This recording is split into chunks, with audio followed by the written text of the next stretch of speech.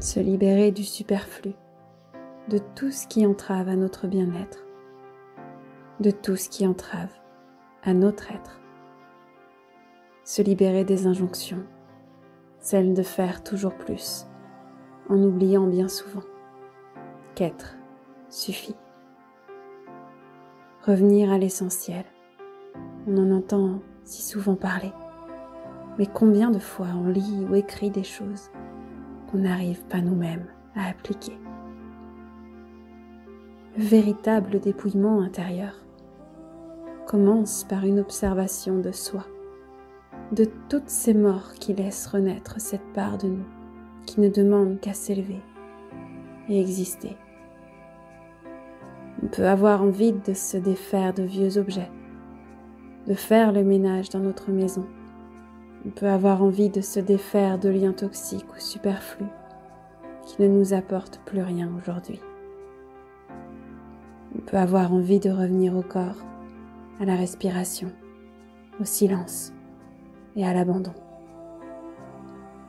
Mais si l'esprit ne suit pas, nos efforts seront alors vains.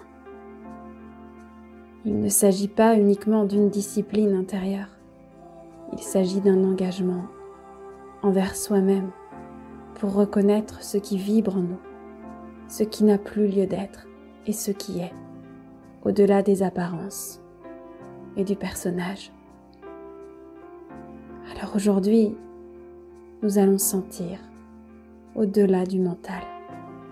Nous allons ressentir dans notre corps, dans notre esprit, en profondeur, comme nous commençons à capter des choses sans même nous en rendre compte.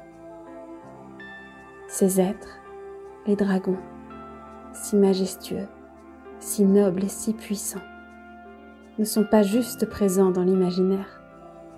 Ils sont là, sur cet autre plan, et ils baignent dans l'immensité, dans le mouvement. Ils sont sûrs d'eux, ils savent attendre, être patients et agir au bon moment.